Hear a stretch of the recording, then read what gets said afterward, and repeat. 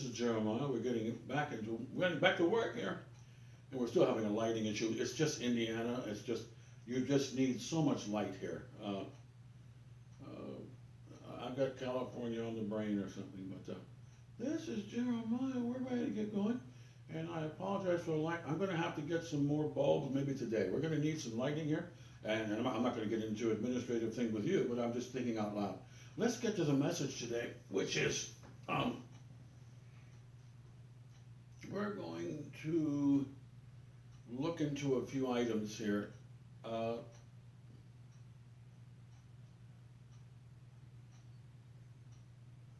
I'm wondering what to do about this light here.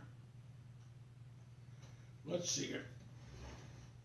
We're going to go with this for today. I'm going to have to do something here. This is really a little too weak.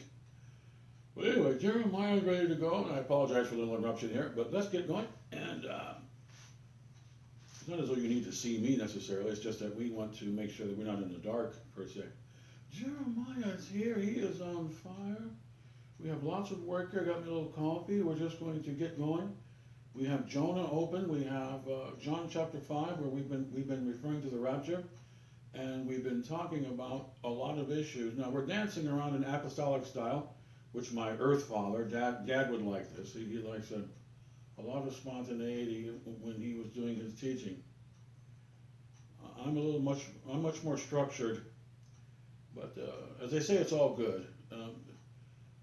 I like to reference my mother's Thanksgiving meals, and if she put the mashed potatoes on the left side or the right side, it didn't matter to me. As long as you got the goods.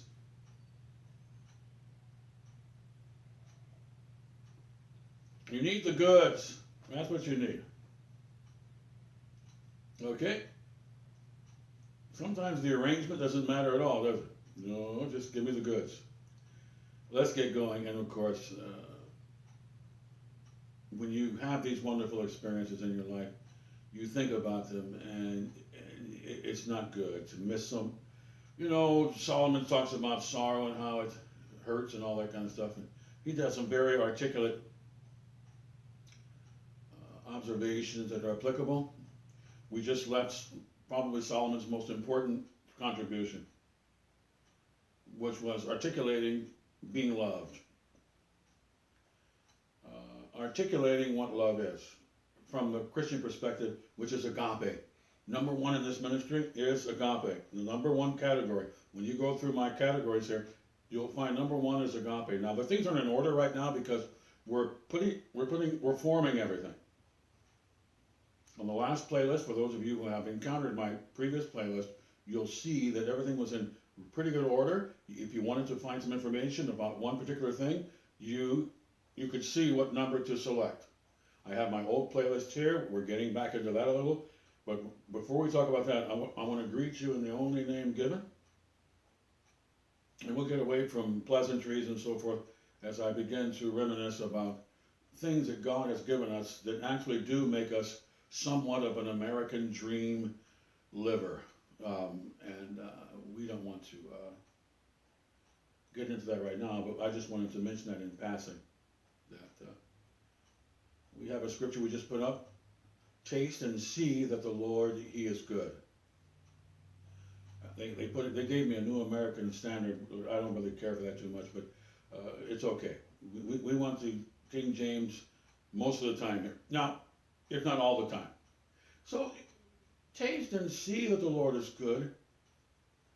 It's not difficult for me to understand that God can be very good, because when you have good parents, you experience good. And you know what good is. And that's why people have a lot of sadness and so forth in their lives. And Paul mentions that when we talk about the rapture, we're going to get into momentarily, where people are wondering what happened to their relatives, and are they going to see them and so forth. It becomes a very, very big issue, because Christianity offers you a reunion with people who you love in a concrete fashion. And this is of no minor significance at all, especially for me.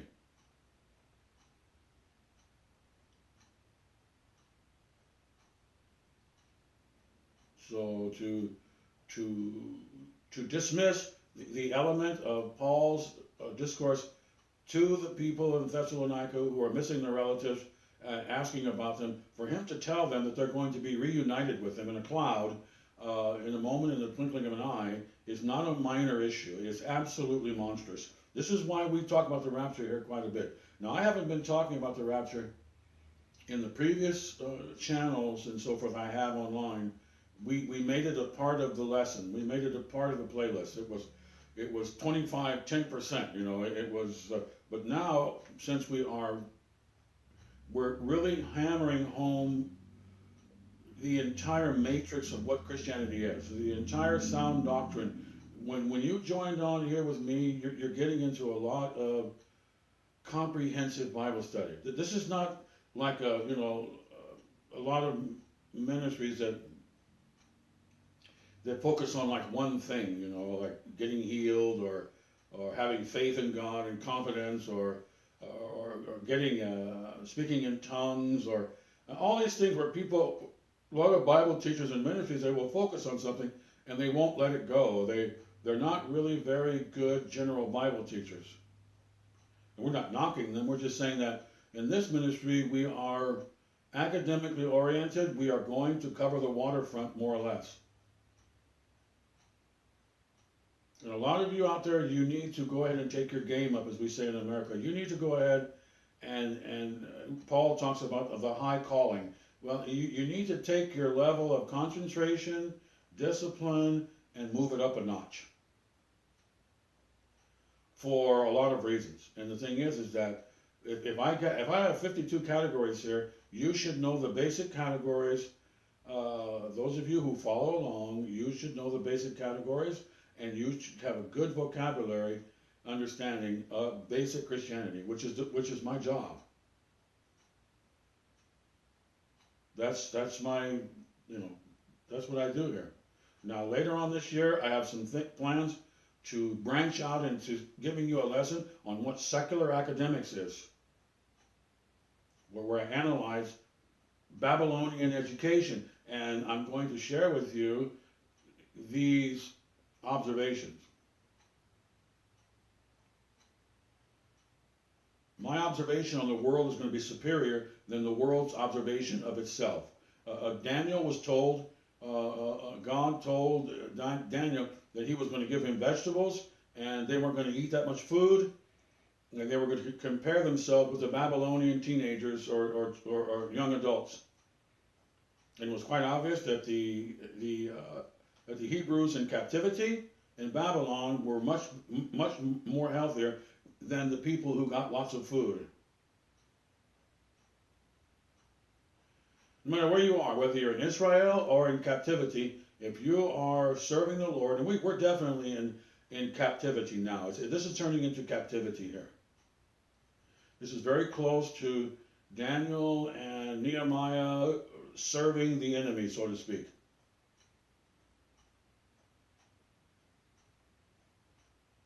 It's becoming more and more apparent that this is where this is headed. And now the Christians are going to be poofed out of here before there's a complete takeover. When Christ established his church, it's a little different than the Israelites going into captivity via Persia or Babylon. So be it Cyrus or be it Nebuchadnezzar, or doesn't matter who the ruler is, we're not going to experience that whole hog. It's not going to happen. I was just browsing some of the websites here, and these debate websites and so forth. Podcasts, they have particular names for them. I keep forgetting the names, but one of the main subjects is look out, we'll help everybody, help, look out, and so forth, and what we call fear mongering. But that'll never happen to us. We'll never be completely overtaken, because when you let me share something with you about the difference between Daniel and the current Christian individual. There's a big difference between Daniel and Nehemiah and Zechariah and these people who are in captivity, and Jeremiah, one of the first people in captivity. There's a lot of difference between us and them. In other words, we're all saints. Some are Old Testament, Some are New Testament. Saint means you're devoted to God and purity, and you're seeking God's mercy, and you're a compassionate person, and you've been circumcised. However, for Christians, we will never be completely taken over. Why? Because that would stop the church work. Christianity is not a place where you're supposed to come and enjoy yourself per se. That's not necessarily the goal. It's one of the goals. One of the main goals is for us to offer ourselves as a living sacrifice for the building up of the church. Okay, which means that we might go out and get and face a lot of problems, but if we lose our status, our position, someone's going to replace us.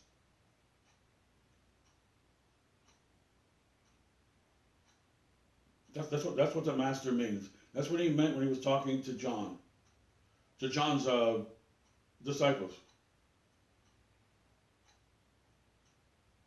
The work goes on. They're not going to utterly destroy us. That's not biblical at all. Because if they do, then people can get saved in a very calm and warm fashion. And God wants us to save people and to nurture and to help people in the church. He wants us to do that in a basically relaxed fashion. That's quite obvious. For those who have a decent academic level and they're paying attention to the gospel, getting a C grade in the class. A lot of people are not getting a C grade. A lot of people are baby Christians, and a lot of people are fake Christians. And those two groups are giving us all of this fear-mongering and worrying when you shouldn't be freaking out. That's the point. Like they're doing online right now, scaring people and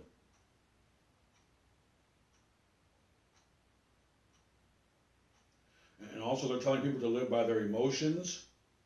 That's why they have this new movement of cross-gendering and so forth, because people have emotions whereby they don't think that they are the particular gender that they are and so forth. And so they get these emotions and they start thinking that it's reality. Emotions are not necessarily reality. You basically can't trust your feelings.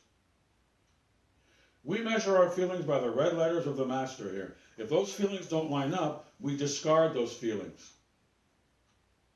If we don't discard those feelings that are contrary to the master's desire, we're gonna find ourselves in a lot of trouble. That's the point.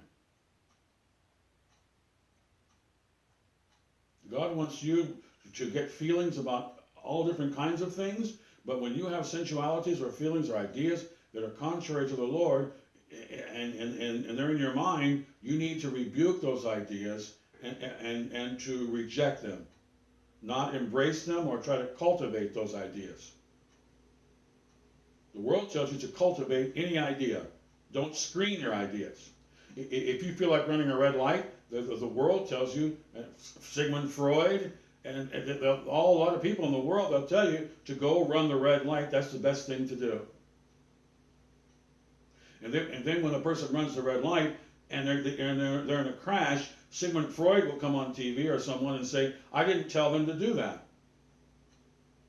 When it's quite clear you told them to go and do that. You told them to do the things that are not beneficial for themselves or the people around them, and you have just excused yourself from what you have cultivated. Sigmund Freud, Fromm, doesn't matter who. Darwin, it doesn't matter. A lie is a lie, and there's nothing but bad news for lies. That's all there is for it. That's the only results. The only results are vanity, emptiness, confusion. There is no other result. In cause and effect, there is no other way of looking at errors, lies, and just going out there being a mean person. You may get away with it for a while, which a lot of people are doing right now, being violent. We have new animal cages for humans to fight in right now, and they put it on basketball games for all ages now. You can watch a basketball game with your child, and they'll put a commercial on with two humans in there beating each other up really badly. And the announcers will behave as though the cage that they're showing you, which is not the main event, it's a commercial or something, and that is legitimized now. It's no big deal. The two men are in a cage and they're beating on themselves. Children watch this and so forth. It's acceptable now in America, which means America's turning into Sodom and Gomorrah. It's turning into a really bad place. When I was young, TV went off at 11 o'clock, 12 o'clock. They played the Star Spangled Banner and the TV went off. And all you saw was Leave It to Beaver and you went to bed. There were no horror movies. There was no, everything was screened. Now some people think that that's restrictive and no good, such as Sigmund Freud. But the point is that for us, Darwin's, Freud, all these people, they are the reason why we're having the problems. Now, for those of you who are interested, I have a lesson that I put over to the side where I'm going to analyze a lot of basic general academics, a lot of it collegiate level. For those of you who are interested, I will make it easy to understand for all of you, or most of you, okay? I haven't had time for it. We'll see what's going to happen. It's been 2 months since I've worked on that particular lesson. It's not part of the lesson plan germane. What we would probably put it under is 24 in this ministry is war. So we might put it under war, because there's a war going on all the time. There are people who knock on my door every now and then who belong to demonic doctrines, and they're coming after my soul. And if they're successful, it's not going to be good. Now they're not going to get my soul teaching demonic doctrine. That's not going to happen. But there's a war, and they are warriors for the enemy. The Master talks about a war pertaining to the parable of the sower, whereby people just getting saved, there's a war there. Then after you get saved, so to speak, there's another war, because you can shrink back to destruction. That's what Paul says in Hebrews. You can shrink back to where you weren't saved, referencing the children of Israel leaving Egypt.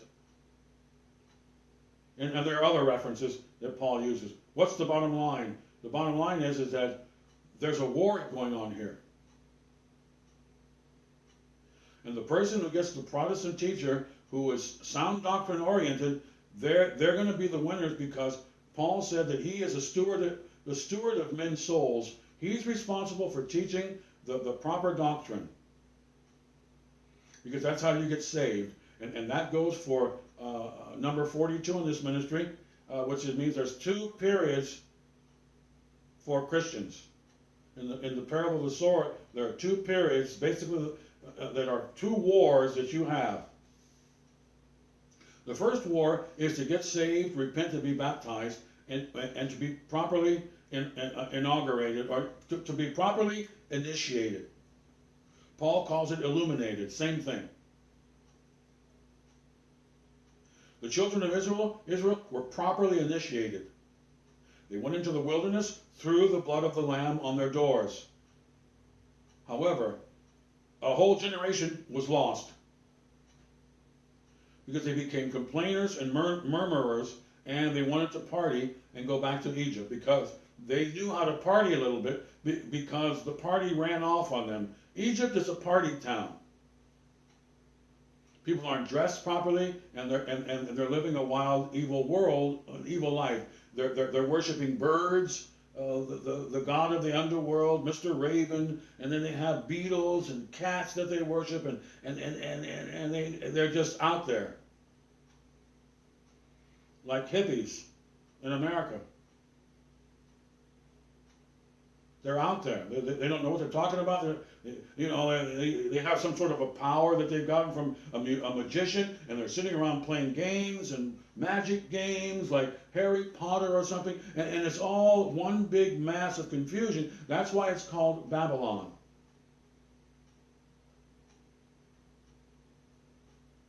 The wonderful thing about this new covenant and the message and the lessons that I have for you here is I'm going to take you out of Babylon. You're going to Israel, which means you're fully submitted. We have a song, Blessed Assurance, perfect submission, Jesus is mine. Christianity is based upon humiliation, the commandments of Jesus Christ, which are living bread, and if you eat this bread, you'll be fine. And it's my job to give you that bread. It's not that difficult. It can get a little difficult, but you can handle it.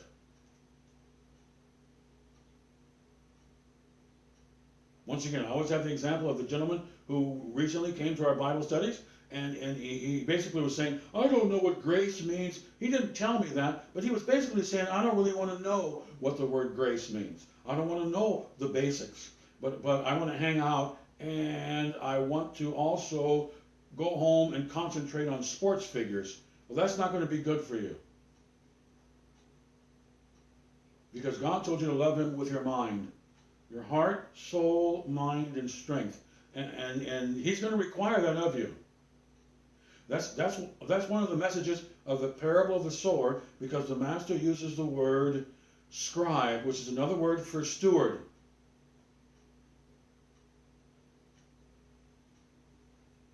In other words, you gave the entertainment sports people 3 hours and you gave God 10 minutes. That's not going to work out in a relationship. If you get married to someone and they're half alert and they're not zombies, you're going to have to prioritize that person. The relationship is not going to work in general. The same thing applies to our Bible study here. The word devotion and philosophy and opinion are actually very big words in Hebrew. I was talking with a Bible teacher the other day. I don't think he understood what I was sharing with him, and that's fine, but he doesn't understand. I don't think he understands that the Bible uses the word opinion and philosophy, but it doesn't necessarily use those terms. What it means is that devotion and philosophy and opinion are all the same thing. God wants to love. And he wants you to love. He wants you to embrace that opinion. He wants you to take that philosophy. Philosophy is a very important word. It's Sophia in the Greek. But what does it mean? It means that you have a personal opinion that is good. Philo means friendly or good. Sophie means wisdom, so it means friendly wisdom. It means it's something that you have attached to your heart that you consider valuable. That's what the word philosophy means. It's the same thing basically as an opinion. You decided to select love and truth, and that's what you've done. Now, you've had some problems doing that. Many of us who have been converted have had problems adapting to that lifestyle. You want that lifestyle, but you're having a little difficulty in really hammering it home in your brain. That's what Paul talks about, where your mind says, I want to do the right thing, but your past and your body, they're trying to get you to do that which is contrary to what you need to do. You need to walk on the narrow brick road, and your body and the world and the devil are telling you to go Broadway. Broadway is the way most people go, and that's the path of death. Bible study and Christianity and Protestantism, it takes you down a narrow path. Any deviation is going to cause a problem. And obviously, if you read Romans, Paul is well versed in the idea that people, a lot of Christian people and converts are going to have problems with their Christian walk. But it doesn't necessarily disqualify you from the path. You can get right back on the path. That's why Baptists like to have revivals. I was affiliated with a Baptist church here a couple of years ago. Very nice Baptist church. Very nice pastor. In the high desert. California.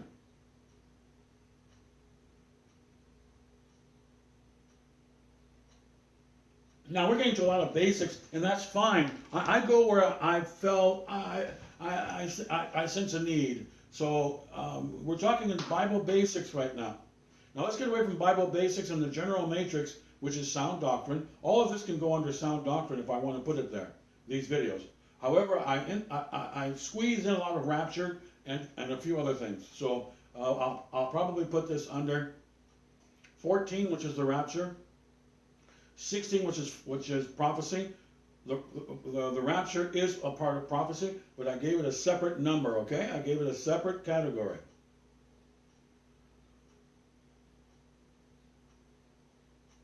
Now, this is a general lesson, so I can put it under a number of video categories, okay? This can go under wisdom, which is number 6. But it'll probably go under rapture, and I'll put them under sound doctrine, and it can go under living bread, number 11. These are some of the main things we're focusing on here.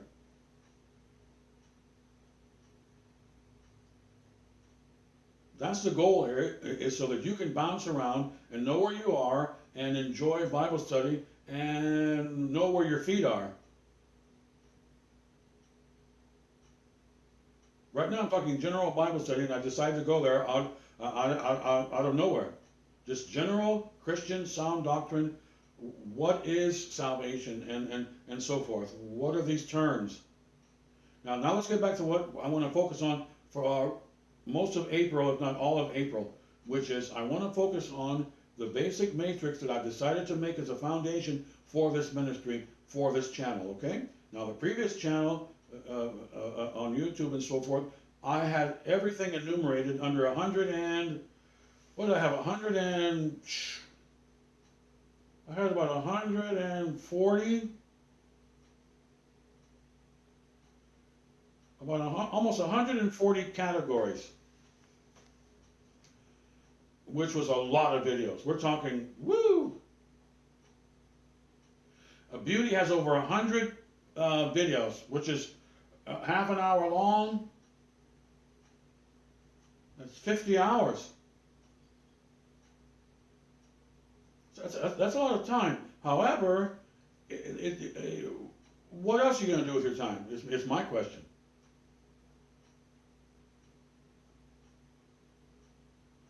And as many of you know, I have to work, in the evenings a lot here because it's a labor of love. Sometimes I don't want to do it. Paul says, I do this reluctantly, therefore there's a reward. On my old playlist, I have a bunch of videos under number 58 in the previous playlist, which is a workman.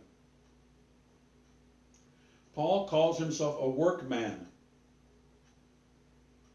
A lot of Bible teachers I've talked to recently, they're kind of TV kind of people who talk about grace all the time. I don't do that. I talk about things like a workman, and it doesn't make me a hardliner. It doesn't make me a hammer guy, a sergeant of arms. No, that's called wrong answer. Paul calls himself a workman because a lot of Christianity is work, but we just don't keep track of your work. It's between you and the Lord. Now, if you work for someone in the church and you clean something or whatever, the pastor or somebody's going to see what kind of a job you did. It's not as though that we're saved by grace and we don't follow people around and they answer to Jesus Christ personally, and that's their basic leader. It doesn't mean that you're not under some sort of authority in the church. And it's not a cult, a cult, just because they do that. Some people have said that the book of James is a book that doesn't belong in the Bible because he has a tendency to talk about work.